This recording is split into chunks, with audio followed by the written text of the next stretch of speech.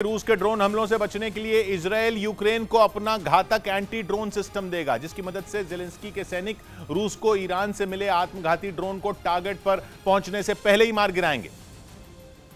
क्योंकि smart shooter नाम से जाने जाने वाला इजरायल का यह anti drone system one shot one hit के फॉर्मूले पर काम करता है और आसमान में उड़ते ड्रोन को निशाना बनाने में माहिर है।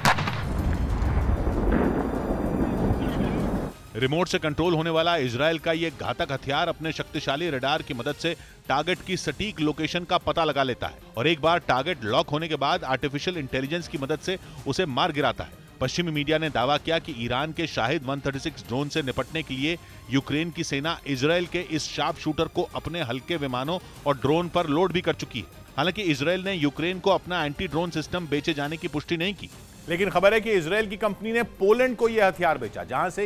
इसे यूक्रेन भेजा गया, जिसकी मदद से यूक्रेन ने ईरान के आत्मघाती ड्रोन पर पलटवार करने की तैयारी पूरी कर ली,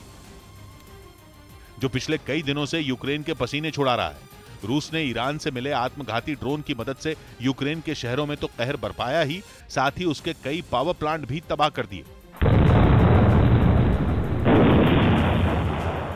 और अब माना जा रहा है कि इजरायल के anti drone system sharp shooter की मदद से यूक्रेन एक बार फिर बाजी पलट सकता है, क्योंकि दावा तो यह भी है कि इस हथियार की सप्लाई से पहले शाहिद 136 ड्रोन की पूरी जानकारी जुटाने के लिए इजरायल के ड्रोन विशेषज्ञ यूक्रेन भी पहुंचे थे, जिसे यूक्रेन ने इजरायल की एक सैटेलाइट कंपनी से मिली जानकारी के आधार पर मार गिराने का दावा किया था। ऐसे में माना जा रहा है कि सैटेलाइट से मिली तस्वीरों के जरिए ड्रोन का पता मिलने के साथ अगर इजरायल का ये एंटी ड्रोन सिस्टम भी जंग के मैदान में उतर गया तो यूक्रेन युद्ध में ईरान के ड्रोन का खेल खत्म हो जाएगा। इसीलिए जेलेंस्की लगातार इस घातक हथियार की सप्लाई के लिए इजरायल पर दबाव भी बना रहे थे, जिसके लिए यूक्रेन ने ईरान की रूस के साथ हुई ड्रोन डील को एक बड़ी साजिश तक बता दिया और दावा किया कि ईरान ने इस आत्मघाती ड्रोन को इजरायल पर हमले के लिए तैयार किया था और वो यूक्रेन को इसकी कमियों का पता लगाने के लिए एक टेस्टिंग ग्राउंड के तौर पर इस्तेमाल कर रहा है। यूक्रेन के रक्षा मंत्रालय ने तो यह भी दावा किया कि यूक्रेन जंग में अपने ड्रोन की कमजोरी सामने आने के बाद ईरान उसे और शक्तिशाली बनाने में जुट गया, ताकि भविष्य में इजरायल के खिलाफ उसका पूरी ताकत के साथ इस्तेमाल किया जा सके। कहा जा रहा है कि इसके बाद ही इजरायल ने यूक्रेन की मदद के लिए हामी भरी और ईरान के आत्मघाती ड्रोन को पूरी तरह नाकाम करने के लिए यूक्रेन के साथ गुपचुप तरीके से हाथ मिला लिया। इजरायल ने दावा किया कि वो इस बात का सबूत अमेरिका को देगा कि ईरान रूस को ड्रोन सप्लाई कर रहा है। अब तक न तो रूस ने और न ही ईरान ने इस बात को माना है कि जंग के बीच उन्होंने ड्रोन पर कोई डील की है, जबकि यूक्रेन ने दावा किया कि कीव समेत उसके कई शहर ईरान से मिले ड्रोन के हमले झेल रहे हैं। यूक्रेन का दावा है कि क्राइमिया के कर्च ब्रिज पर हमले के बाद रूस ने ईरान के ड्रोन की मदद से ही ताबड़तोड़ मिसाइल हमले किए। दावा किया गया कि इसके लिए ईरान ने अपने खतरनाक ड्रोन शाहिद 136 की एक बड़ी खेप रूस भेजी थी और इसी ड्रोन का इस्तेमाल करके रूसी सेना ने यूक्रेन के कई शहरों को निशाना बनाया था। अब ईरान का दुश्मन इजरायल उसकी पोल खोलने का दावा कर रहा है। वो ये बताने जा रहा है कि कैसे ईरान चोरी छिपे रूस और यूक्रेन के बीच लगी आग में घी डालने का काम कर रहा है और दुनिया के सामने ये बताने की कोशिश में जुटा है कि रूस को वो ड्रोन सप्लाई नहीं कर रहा है। लेकिन अमेरिका के दौरे पर गए इजरायल के राष्ट्रपति ने दावा किया कि उनके पास ईरान के खिलाफ सबूत हैं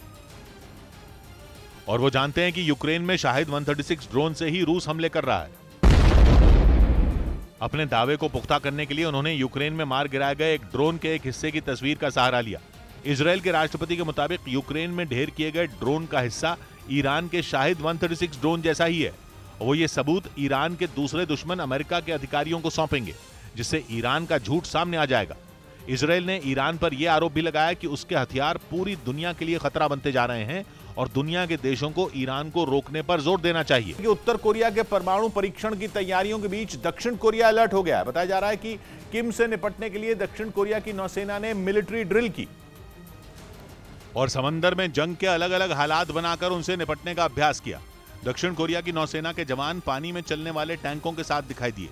समंदर में जवानों ने एक साथ कई टारगेट को चुना और फिर उन पर ताबड़तोड़ हमला किया। इस मिलिट्री ड्रिल में दक्षिण कोरिया की नौसेना ने युद्धपोतों की मदद से दुश्मन पर सटीक हमले का भी अभ्यास किया। समंदर में अपनी ताकत को आजमाने के बाद जवानों ने जमीन पर भी जमकर पसीना बहाया। समंदर किनारे दुश्मन को कैसे घेर कर उस पर हमला किया जाए, उन्होंने इसकी भी ट्रेनिंग ली।